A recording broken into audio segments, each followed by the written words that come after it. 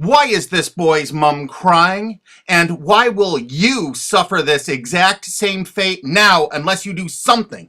This is Mike Mozart of Jeepers Media on YouTube, and this is my second video about SOPA and Protect IP, or PIPA, the two laws that they're trying to pass right now that are going to affect you, not only in America, but in the UK. And this video goes out to all my fans in the UK, because the United States government is extraditing one of your college students named Richard O'Dwyer. That's right, because he actually had a website that linked to copyright infringing material. I'm not kidding. He just linked to copyright infringing material. He didn't host any on his website. If you've ever used torrents in the UK and you've shared files online, you can kiss your mum goodbye, because the United States government's got a nice cold jail cell waiting for you.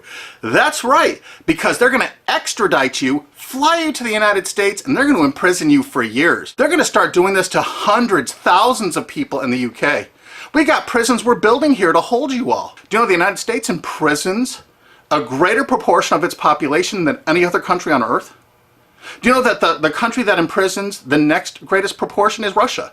You know how tough Russia is? We actually imprison 20% more of our population than Russia. We are #1 in the world at imprisoning our population. And we want to start imprisoning the UK population. We got to grow those numbers. Look how our numbers have grown in the last few years. Why would our numbers jump so exponentially? Why would our numbers jump so? Does that look like we're becoming a police state? And billionaire Alki David has offered to pay the legal expenses of Richard O'Dwyer once he lands in the United States for the best legal representation money can buy.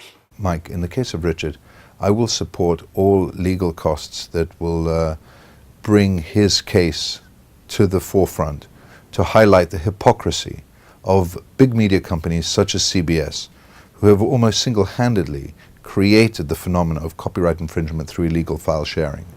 Illegal file sharing is abhorrent. It is not acceptable to steal copyrighted material. In the case of Richard, I don't know whether he's guilty or not. But the fact that he's being brought to America on extradition for copyright infringement, supported by large media companies who are almost solely responsible for the creation of this phenomena of copyright infringement through illegal file sharing, is disgusting. It is hypocritical and unacceptable. I support Richard in his fight against the big media hypocrisy. Thanks. We're going to make certain that his expenses are paid for the finest legal representation the United States can offer on principle. And what is that principle? This case is going to bring out the fact that the copyright infringement online was caused by the CNET division of CBS. It was caused by NBC. It was caused by ABC distributing the software through ESPN and Go.com. And it was caused only by the big media companies themselves. All right, that's the only place you could get that software. Why did they all distribute that software? Why were they virtually the exclusive distributors of that software? And why did they promote it for copyright infringement? Okay, CBS television fostered it, encouraged it, and distributed all that file sharing software through a site they own called CNET. CNET has an office in the UK. That's right, one of the largest overseas offices is in the UK. Well, they committed a lot of online piracy. Take a look at these examples here. What? CNET and CBS substantially promoted Pirate Bay? And look at this. Last.fm, a UK company owned by CBS Television in the United States. Why did they make a deal with Pirate Bay to distribute their widgets? CBS was very enthusiastic with their deal about Pirate Bay. And CBS made this deal with Pirate Bay immediately after purchasing Last.fm. Immediately. They didn't even wait. Pirate Bay isn't even legal in the United States, and they threw their full support behind it. This is one of the widgets. They're endorsing Pirate Bay. And oddly enough, CNET division of CBS actually considered Last.fm to be spyware. Were they using these widgets to actually spy on Pirate Bay to take them down? It seems possible, since it was widely reported about that time period that CBS was turning over user data to the RIAA from Last.fm. Or maybe it was just because CBS was actually distributing and promoting one of their new shows called Pirate Master in 2008. This is reported by Torrent Freak. And they actually had links right to torrents to download the show. And this is on CBS's own website. Of course, this is one of CNET CBS's proud offerings, the Pirate Bay Search Download. This allowed you to actually cruise all the popular sites without actually going there, so you could download tons of pirated media illegally. They even say that in this download. Of course, it's downloaded right from CNET's own servers. Even though CNET was offering this in 2010, they've taken it down because we squealed. But look how it came up in Google searches. Why did it come up pirated books downloads if you search pirated books? Why did it come up pirated movies downloads if you search that? Their search engine optimization featured the words pirated and pirating. Of course, the CBS CNET staff couldn't write enough glowing articles and reviews about how much they loved Pirate Bay, how much terrific material was there, all for the taking. Notice the editor's 4-star review and the coveted, we recommend this add-on to all users. Look at this, they had LimeWire.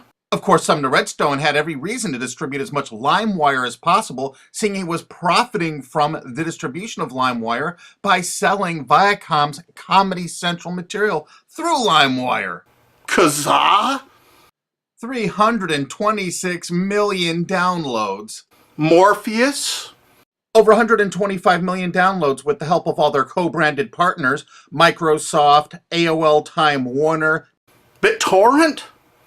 It goes on and on and on. CNET CBS wanted you to download pirated media so badly, they offered downloads specifically to cover your digital tracks, reviewed by their editors, and distributed through all their co-branded partners. Look at the freaking date this was added to CBS CNET. And ZapShares was perfect to use if you were using LimeWire to download Lady Gaga songs, like the editors showed you in this screen capture. And do you know who heads up that company?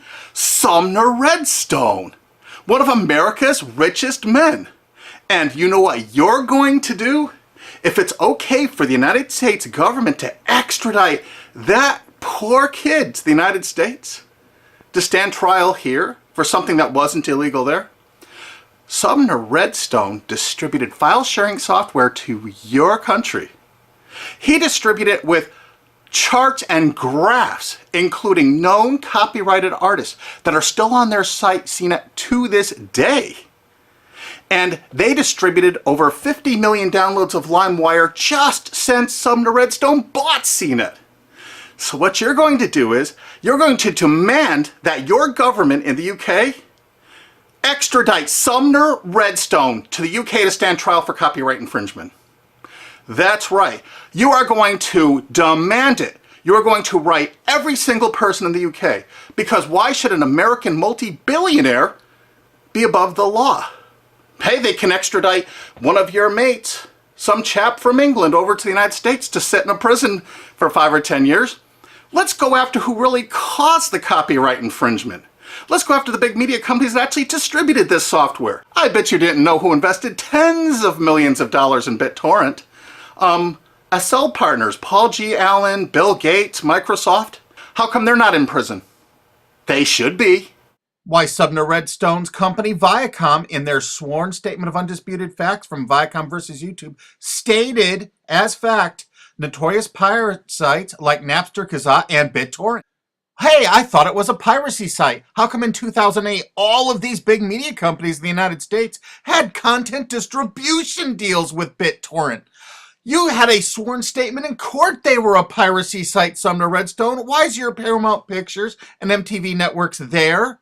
Why are you bringing people to court over downloading from BitTorrent when you used it yourself? While Sumner Redstone's Viacom was swearing in court that BitTorrent was a piracy site, their own CNET wrote this wonderful review of it. Pros: BitTorrent downloads can be delivered to you using any BitTorrent client app. Partial to uTorrent? No problem. Now you can mix your legal and pirated downloads into one client. Of course, every entertainment company distributed that software. Yeah, BitTorrent actually tried to go legitimate for a while. This is an article from CNET UK. Legit BitTorrent faces uphill struggle. Of course it did. Does this signal the death knell of all that is illegal in the world of file sharing? CNET admitted that BitTorrent was all that was illegal in the world of file sharing. Is it for anyone's benefit for BitTorrent to go down the same route as Napster or Kazaa? Well, CNET's been distributing this software before this article for 7 years. We think it's fairly obvious that most of BitTorrent's existing 135 million users will flee in droves. Free and illegal is always better than paid. Of course, their paid downloads failed. Remember, you have to look at the dates on this software from CNET CBS. This is November 5th, 2010. Mega Upload Super Search. So you don't even have to use a search board. It actually scans through Mega Uploads. CNET staff reviewed it and recommended it. Of course, CNET CBS loved Rapid Share. Look at this, day added August 19th, 2008 when CBS owned it. The editors reviewed it and loved it. This particular little item lets you search Rapid Share with a special bot so you would never have to use an external site, downloaded right from their own servers. The CNET division of CBS offered dozens and dozens of BitTorrent toolbars, allowing you to search the different sites such as Pirate Bay, Torrent Spy, ISOHunt, without leaving the comfort of your own desktop or having to look at their advertising. They actually let you search it without going there. Here's another one of those torrent searchers CBS CNET offered. The pictures showed all the results for Lost, the TV show. JP Torrent is the first multi-search torrent program. It lets you search over 100 torrent pages with one click.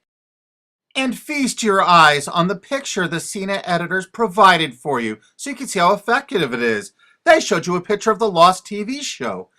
They checked over 300 different torrents. These are the top 15. Mininova, Pirate Bay, ISOHunt, Torrent Spy. I think you get the idea that the whole point of downloading these was to find copyrighted TV shows. Huh, CBS?